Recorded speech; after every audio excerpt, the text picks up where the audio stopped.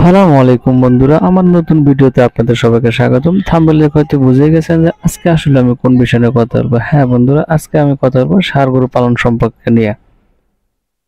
বন্ধুরা, অনেকে হয়তো আপনার ধারণা পান না যে ষাঁড় গরু কোন বয়সে ষাঁড় গরু পালন করলে সবচেয়ে বেশি লাভবান হওয়া যায় এবং অল্প সময়ের ভিতরে আপনি ভালো একটি মুনাফা দেখতে পাবেন।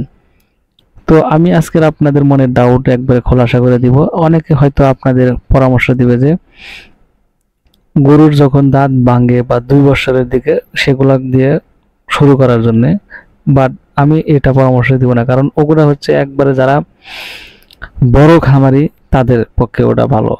আর আমি যারা ছোট খামারি আছি বা আমাদের চালান অল্প, তাদের জন্য রিজনেবল প্রাইসে কেনার জন্য যেগুলা 1.5 বছরের ষাঁড় বাছুর, এই 1.5 বছরের ষাঁড় বাছুরগুলাতে এগুলার কিন্তু গ্রোথ অনেক বাকি থাকে।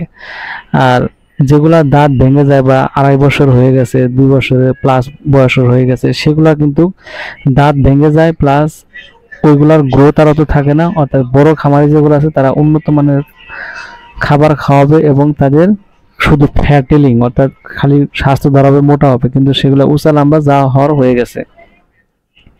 এখন কথা হচ্ছে আমি যারা ছোট খামারি আছি বা আমাদের চালান অল্প, তারা কিভাবে গরু লালন পালন? আমাকে অবশ্যই 1.5 বছরের গরুকেই নির্বাচন করতে হবে, কারণ এগুলার কেনার পরে দেখতে পাবেন যে এগুলা লম্বা হবে, উঁচা হবে, প্লাস এগুলার আপনার কাছে এসে যখন দাঁত ভেঙে যাবে, 2 বছর বয়স হবে, তখন এগুলা অল্প দিনে একটু খোল ভুসি খাওয়ালে এগুলার অনেক ফ্যাটেলিং হয়ে যাবে, মোটা তাজা হয়ে যাবে। তখন আপনি যে প্রাইজে কিনছিলেন তার চেয়ে দ্বিগুণ দামে না হলেও, অর্থাৎ 3-এর 2 ভাগ দামে, 2 ভাগ ডাবল দামে আপনি বিক্রি করতে পারবেন। তো এইভাবে যদি বুদ্ধি খাটিয়ে যদি আপনি ষাঁড় গরু লালন পালন করতে পারেন, এবং অবশ্যই আমি মনে করি যে আপনি লাভবান হবেন।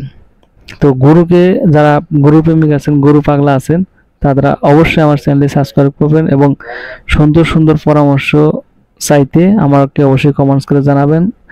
তো আমি মনে করি যে আপনি মন থেকে যদি পশু পাখিকে ভালোবাসেন, মন থেকে যদি সেগুলাকে যত্ন করেন, অবশ্যই আপনি লাভবান হবেন। তো বন্ধুরা, আজকের ভিডিওটি বেশি লম্বা করলাম না, এই পর্যন্ত। সবাই ভালো থাকবেন। আসসালামু আলাইকুম, ধন্যবাদ সবাইকে।